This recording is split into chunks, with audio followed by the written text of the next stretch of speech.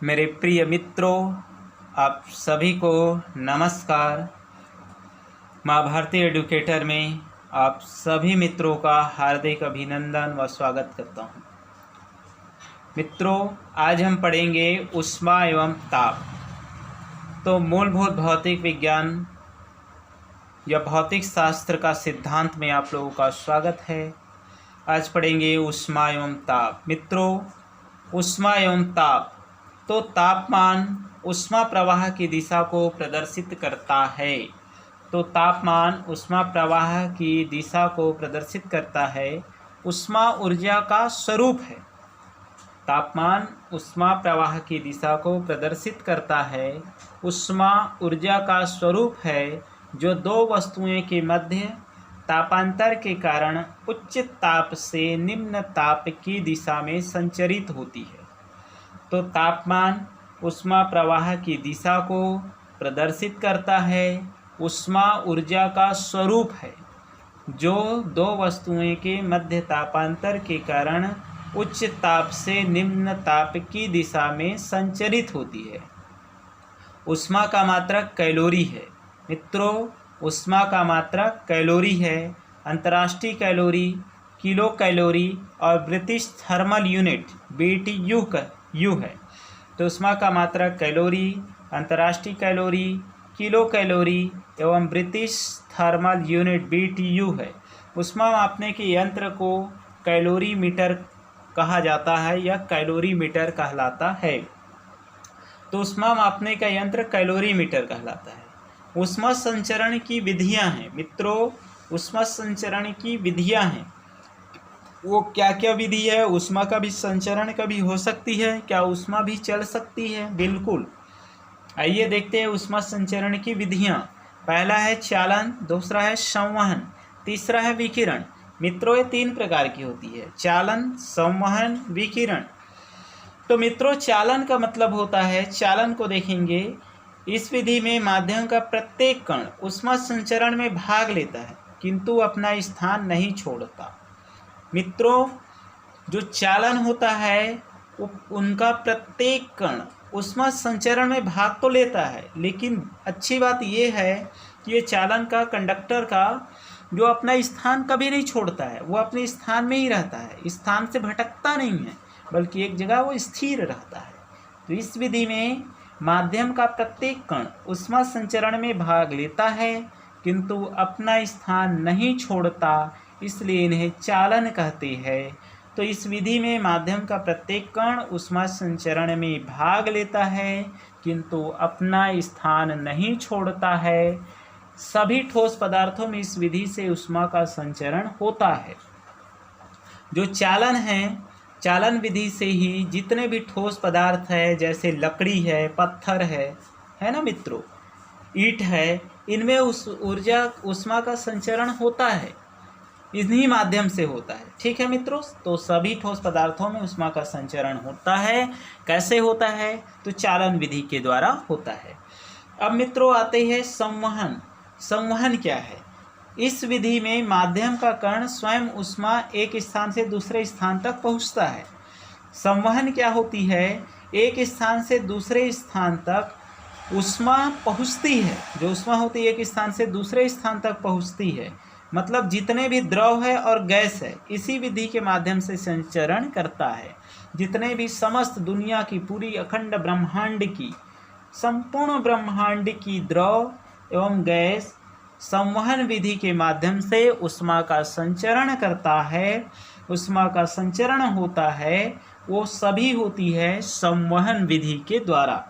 तो मित्रों, इस विधि में माध्यम का कण स्वयं ऊष्मा एवं स्थान से दूसरे स्थान तक पहुंचता है।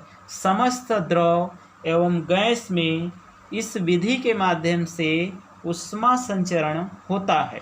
वायुमंडल का गर्म होना भी संवहन के कारण ही होता है, क्योंकि द्रव और गैस क्या होती है? माध्यम से संचरण करता है, संवहन माध्यम से संचरण करता है, घूमता है।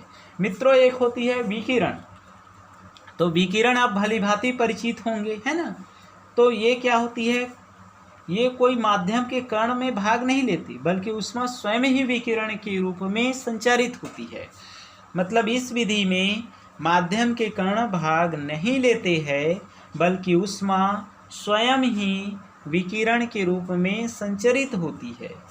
मतलब इस विधि में माध्यम में कण भाग नहीं लेता है, बल्कि ऊष्मा स्वयं ही विकिरण के रूप में संचरित होती है। जैसे सूर्य के जो प्रकाश होती है वो विकिरण के रूप में पृथ्वी पर पहुंचती है, या ऊष्मा, सूर्य की जो ऊष्मा होती है वह भी विकिरण के माध्यम से पृथ्वी पर पहुंचती है। तो मित्रों, हमने देखा चालन। तो चालन में क्या होता है, ऊष्मा संचरण में भाग लेता है लेकिन स्थान नहीं छोड़ता। मतलब जहाँ है वहीं स्थिर रहता है, अपना स्थान नहीं छोड़ता, लेकिन भाग लेता है।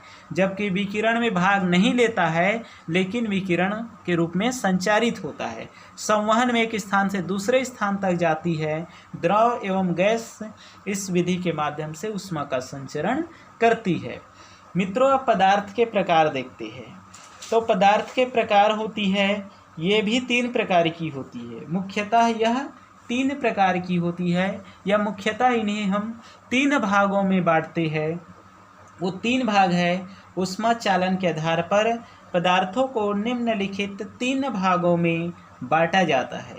तो पदार्थों के प्रकार, ऊष्मा चालन। पदार्थों के प्रकार में हम देखते हैं ऊष्मा चालन, ठीक है। ऊष्मा चालन के आधार पर पदार्थों को निम्नलिखित 3 भागों में हम बांटते हैं। उनमें 3 भाग क्या है मित्रों, देखते हैं। पहला है चालक, दूसरा है कुचालक, तीसरा है ऊष्मारोधी। तो चालक क्या होती है, हमने अभी चालन पढ़ा है ना, चालक नहीं पढ़ा है, चालक। तो पदार्थों में चालक, कुचालक और ऊष्मारोधी। तो चालक मतलब ऐसे पदार्थ जिनमें ऊष्मा का चालन सरलता से होता हो, है ना। मतलब ऊष्मा सरलता से चलता हो, चालन मतलब चलना, ठीक है। तो ऐसे पदार्थ जिनमें ऊष्मा का चालन सरलता से होता है उन्हें हम चालक कहते हैं। तो ऐसे पदार्थ जिनमें ऊष्मा का चालन सरलता से होता है, जैसे आप देखे हो तांबे के तार, उसमें ऊष्मा का संचालन होती है, बहुत ही सरल तरीके से होती है और लगातार होती रहती है ना। तो ऊष्मा के चालन के आधार पर, तो जिनमें ऐसे पदार्थ जिनमें ऊष्मा का चालन सरलता से होती है और सरलता से होने के कारण हम उनका उपयोग करते हैं, वो चालक कहलाते हैं। जैसे समस्त धातुएं, जितनी भी धातु होती है वो सभी क्या होती है, चालक होती है। जैसे चांदी ऊष्मा का सर्वश्रेष्ठ चालक है। जो चांदी होती है वह ऊष्मा का सर्वश्रेष्ठ चालक होती है। तो चांदी ऊष्मा का सर्वश्रेष्ठ चालक होती है, और तथा जो तांबा होती है ऊष्मा का दूसरा सेकंड सर्वश्रेष्ठ चालक होती है। तो चांदी ऊष्मा का सर्वश्रेष्ठ चालक, तांबा उसका दूसरा सर्वश्रेष्ठ चालक होती है। मित्रों, अब आते हैं कुचालक। ऐसे पदार्थ जिसमें ऊष्मा का चालन सरलता से नहीं होता है।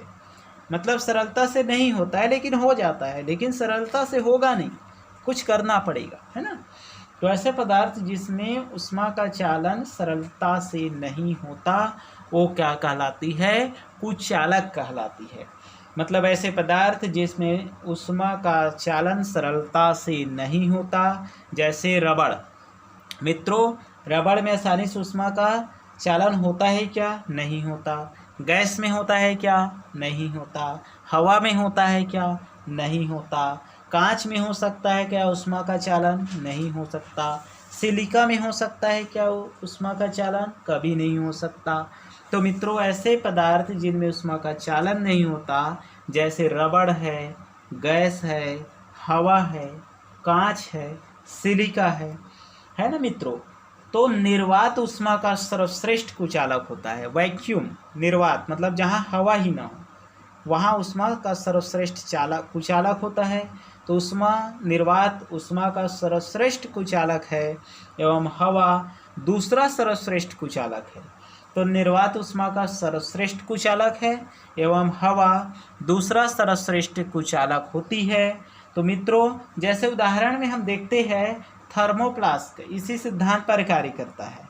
इनकी 2 परतों के मध्य निर्वात किया जाता है। 2 परत होती है और उनके मध्य में निर्वात कर दिया जाता है, मतलब हवा को पूरी तरह से बाहर कर दिया जाता है, जिसमें ऊष्मा का चालन नहीं होता है। जब ऊष्मा का चालन ही नहीं होगा तो वस्तु ठंडी या गर्म रहती है। अगर वस्तु को ठंडी रख दो ठंडी ही रहेगा, गर्म रख दो तो गर्म ही रहेगा। वह कारण सिर्फ यही है कि कुचालक के कारण है, मतलब उनके बीच परत में हम ऊष्मारोधी लगा देते हैं। मतलब थर्मोप्लास्ट किसी सिद्धांत पर कार्य करते हैं, कुचालक के सिद्धांत पर कार्य करते हैं, क्योंकि इनकी दो परतों के मध्य निर्वात किया जाता है, जिससे ऊष्मा का चालन नहीं होता है। फलतः कोई भी वस्तु फ्लास्क में ठंडी या गर्म रहती है। स्वेटर या कंबल के छिद्रों में हवा होने के कारण ऊष्मा का चालन नहीं होता है। स्वेटर या कंबल के छिद्र में हवा भरी होती है, जिसके यही कारण है कि उनमें भी हवा अंदर नहीं जाता, ऊष्मा का चालन नहीं होता, इसलिए हमें गर्मी लगती है। ऊष्मारोधी मित्रों, अब आते हैं ऊष्मारोधी, ऐसे पदार्थ जिनमें ऊष्मा का चालन संभव नहीं होता है। ऐसे पदार्थ जिनमें ऊष्मा का चालन संभव नहीं होता है, इन पदार्थों के ऊष्मा चालकता शून्य होती है। ऊष्मारोधी ऐसे पदार्थ जिनमें ऊष्मा का चालन संभव नहीं होता है, इन पदार्थों की ऊष्मा चालकता शून्य होती है, जैसे एबेनाइट का या एस्बेस्टस का, ये ऊष्मारोधी होती है। तो मित्रों, पदार्थ के प्रकार हमने पढ़ा, 3 प्रकार की होती है। चालक जिसमें ऊष्मा सरलता से संचलन हो, जैसे समस्त धातुएं, चांदी सर्वश्रेष्ठ और तांबा दूसरा बड़ा चालक है। कुचालक जिसमें ऊष्मा का चालन सरलता से ना हो, गैस, हवा, रबड़, कांच, सिलिका। निर्वात सबसे बेस्ट कुचालक है और दूसरा सर्वश्रेष्ठ है हवा। और थर्मोफ्लास्क किसी सिद्धांत पर कार्य करता है। स्वेटर या कंबल के छिद्र में हवा होने के कारण ऊष्मा का चालन नहीं होता है। ऊष्मारोधी ऐसे पदार्थ जिसमें ऊष्मा का चालन संभव ही न हो, मतलब ऊष्मा की चालकता शून्य हो, जैसे एबेनाइट या एबिस्टेटस। तो मित्रों, आज के लिए बस इतना ही। अब हम आगे पढ़ेंगे कि ताप के पैमाना और तापमापी क्या क्या है और इनका सिद्धांत क्या है, उसमें प्रसार क्या होता है, उसमें संकुचन क्या होती है और द्रवों का प्रसार कैसे होता है। तो मित्रों, आज के लिए इतना ही। मैं तुलसीराम यादव आप लोगों से रिक्वेस्ट करता हूँ, विनती करता हूँ कि यह वीडियो बार बार देखिए और समझने की कोशिश कीजिए। निश्चित रूप से यह ऑडियो आपके लिए अच्छे शिक्षक के समान मार्गदर्शन करेगा। निश्चित रूप से यही शुभकामनाओं के साथ धन्यवाद। घर पे रहिए और स्वस्थ रहिए, घर पर रहिए। धन्यवाद।